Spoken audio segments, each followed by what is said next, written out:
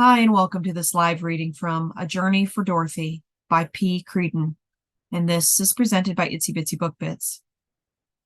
Chapter 1, March 1860, Gloucester, Virginia.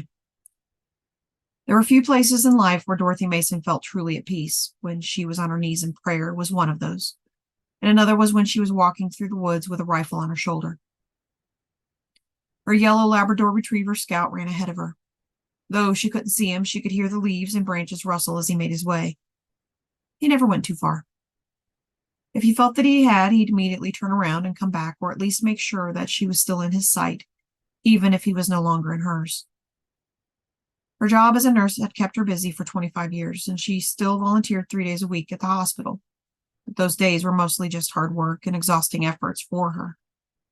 Here in the quiet of the forest, she could hear the wind in the branches overhead, crickets and frogs singing, even in the daytime, and occasionally birdsong.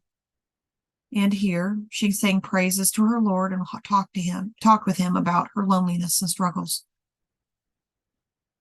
Since her husband's death 5 years ago, Dorothy had suffered through so much heartbreak. People have the saying that it's better to have loved and lost than to never have loved at all. But she wondered at times if that was true. She'd spent her whole life loving her husband Peter, even since they were children in the play yard. Their love was one that spanned decades and her whole life, as far back as she could remember, since their mothers were friends and they were raised together from the moment she was born, though Peter was nearly 2. There wasn't a moment in her life that Peter wasn't there, until he was completely gone. Now the emptiness was so prevalent in her life that she felt the heaviness of it on her most of the time. In the woods, she felt lighter, freer. Even though it had been hunting trips with Peter and their fathers when she was younger, and then just Peter when they were married. Even though now it was just her, she somehow missed him less when she was out in the woods. She reached the swampy area just past the woods and before the creek that ran to the Piankektek River that she'd been heading for all this time, and she made a sharp whistle. Scouts rustling through the forest on her right approached her quickly. She didn't look his direction, but kept her eyes focused on the area ahead of her and raised her rifle to her shoulder. Then she made a gesture with her hand for Scout to sit and stay. His panting made it clear that he was doing as asked and sitting right next to her leg. "Go on," she commanded. The Scout leapt forward into the brushes, marsh grasses just ahead and flushed out the geese who'd been hiding there. 4 birds flew up into the air, and keeping a measured breath, Dorothy followed the path of one of the geese and pulled the trigger on exhale. The fowl fell from the sky, and barking happily, Scout took off to retrieve it. Hightail waving like a flag of happiness, Scout trotted back to her, holding the goose by the base of its long neck, and then set it gently at her feet. "Good boy," she said, giving him a small piece of jerky that she'd made special for him that used only enough salt to keep it from going bad. Then she picked up the goose and set it in her leather satchel. Resting her rifle once more on her shoulder, she started the 2-mile trek back home through the woods. Almost an hour's walk to the head of the creek and an hour's walk back just for a 30-second shot at a goose or duck. It was well worth it. She tried not to make this hunting trip more than once or twice a week, so that the birds wouldn't stop coming to the head, knowing that they'd be interrupted by a barking monster and lose one of their flock every time. So instead, she'd just walk through the woods in song and prayer, letting that time just be for her to draw closer to the Lord and allow her to get away from the heaviness she found in her home. When her house came back into view, that weight of grief returned to her shoulders. Sadness overcame her movements even as she prepared the goose for roasting. When she was working as a nurse or spending time with her friends in church, she did her best to put on a happy face and continue with life, but she'd only truly bare her soul and let out some of the grief when she wrote to her sister Mary, who had married and moved to Missouri nearly 20 years ago. They wrote each other weekly, and the latest letter from her was due at present. She checked the time on her mantel clock and found that it was nearly 2. Their neighborhood's unofficial postman, Mr. Sam Young, would be coming in at any time. After she put the goose in the oven for roasting, she made her way out to the front porch with her journal and Scout in tow.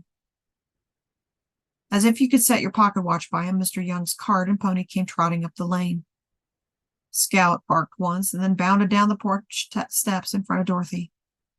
With a smile, she stopped. With a smile, she followed. Mr. Young pulled the reins to stop. Their small neighborhood consisted of 6 houses down a small peninsula that was surrounded by the Pancaketack River on one side and Dancer's Creek on the other. The city of Gloucester, Virginia wasn't too far away, but it was hard to make it out to the post office. Mr. Young had volunteered to make the trip out there on Mondays and Fridays to pick up everyone's mail, as long as they each asked the postmaster individually to allow it. As she neared the cart, she called out, "Hello, Mr. Mason. Hello, Mr. Young." Mr. Young was actually a few years older than Dorothy and had been a widower as long as she'd known him, which was coming up on 10 years. "Hello, Mrs. Mason. How are you this fine Monday afternoon?" "Good," she said with a smile when she reached the cart. Scout already had his front legs on the seat of the cart while his back legs remained on the ground and was getting pats on the head from the unofficial postman. "Looks like we've got 2 letters for you today."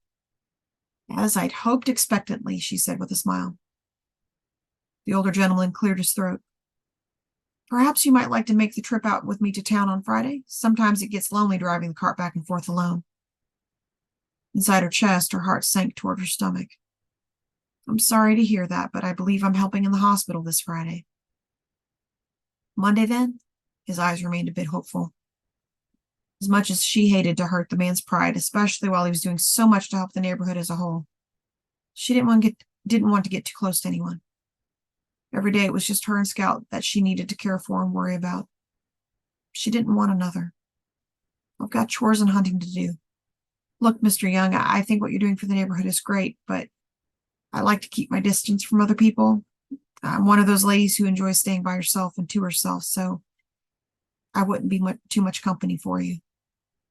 The man shrugged, looking a bit down. "I don't mind if you're not much company. You don't have to do all the talking. I'm happy to sit in silence or talk enough for the both of us." "I think you'll be better off asking Miss Shirley down the street. I think she's taken a shine to you." His shoulders lowered a bit more in defeat. "But I like you better than Miss Shirley." "But Miss Shirley's pretty, and she makes a mean peach pie, I hear." Why wouldn't the gentleman take no for an answer already?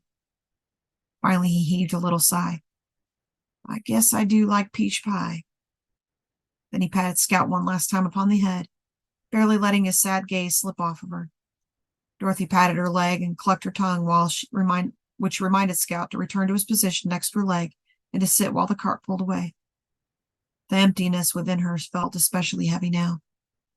She'd loved Peter so much that no other man could ever take his place, even if they wanted to. And further, she just didn't want to open up her heart to someone to have it broken again when they left. It was bad enough that Scout was already 7 years old and that one day she'd have to consider life without him. Her fingers ran through the soft hairs on the top of his head between his ears. But for now, she refused to think on it. Then she looked down at the envelopes in her hands. 2 letters? She wasn't expecting any other mail than the one from her sister, which was atop the other envelope. She pushed her sister's back and looked at the fancy scroll on the front of the envelope. It wasn't handwriting that she recognized. After flipping the letter over, she found the address on the back of it was a local one here in Gloucester County.